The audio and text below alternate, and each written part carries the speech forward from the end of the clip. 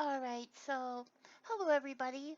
I'm going to do a really quick tutorial on making multiple materials for one object. You do know that each material is a face inside the Second Life, which means you have complete control over the different faces individually. From glows to transparencies to repeating and rotating textures. It's just a nice thing to have sometimes. So what we want to do is take a look at our dress. In edit mode, we can see it's all selected here. So it is all selected here in the UV image editor. We deselect it in one, it disappears in the other.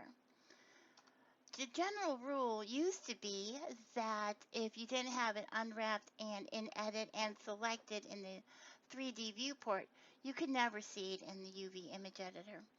Well, now we have a tool. We've had it for a while, but a lot of people don't quite know about it yet. And that is the UV sync button. I'm trying to let you see when I hover my mouse, but it disappears. So this is the UV sync button here. And if we put that on, we see something magical happen. So let me go ahead and deselect everything here in the 3D viewport. And you can tell that our pattern's gone. When we click on the UV sync, we get it back.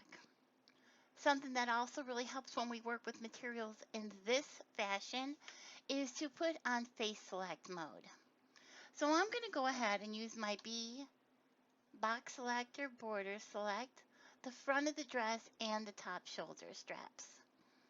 I'm going to come down into my material tab, which is this little icon down here, or material tab for the properties window, and click on that, and this is what you see. This empty box right here holds all of the slots. Every material we make gets held into a slot. So let's go ahead and make a slot by pressing this plus button. After we've clicked it, we can click on the word new to tell Blender that this is a new material we're making. Let's go ahead and rename it front. It may seem silly to name only one or two materials when we have a project going, but it's a really good habit because there are times when you can have dozens and dozens and dozens of slots in this area, and after a while you really can't remember which is which. So get in the habit of naming them right away. Now, while we do not have to have a color assigned to it because the default gray is there, we're going to put a color on this so that I can explain something to you. I'm going to come down to here where it says base color. Click on the bar, and I'm going to choose a nice bright pink color. And then I'll go ahead and choose my assign. If you do not click assign button, it does not get assigned and it will not work. So I'm clicking assign. I'm going to come into this window and deselect everything. And I want to show you what happened here on our dress. So I'm going to go back into object mode. And while it looks like nothing happened, that's because we're just in regular shading, solid view shading. If you see this little icon right here for the material properties, you'll notice that it matches one of the icons down here for Viewport Shading. Now, if you look down here and you don't have these buttons, go ahead and take a look at the upper right area of this 3D viewport. It's quite possible that they're up there.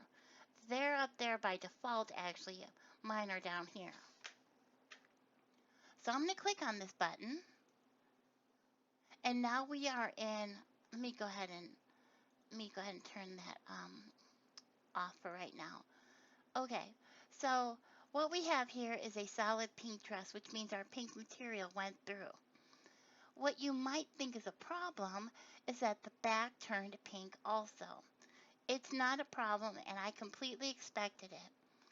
You cannot, under any circumstances, have an object that is only partially covered with material.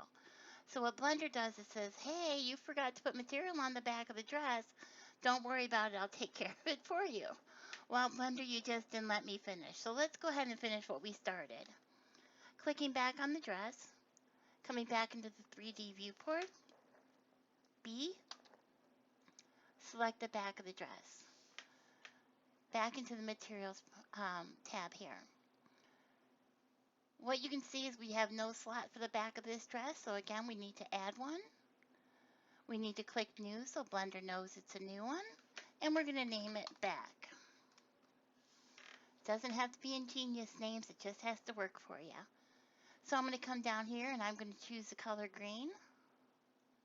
And I'll hit Assign. Now in object mode, we can see the two different colors. So it worked exactly the way that we wanted it to. Blender was, like I said, just taking care of that for us on the back portion of the dress. All right, our dress has got its materials on it and it is good to go on to the next stage, which is weight painting. So I will see you in the next video. Please stay tuned.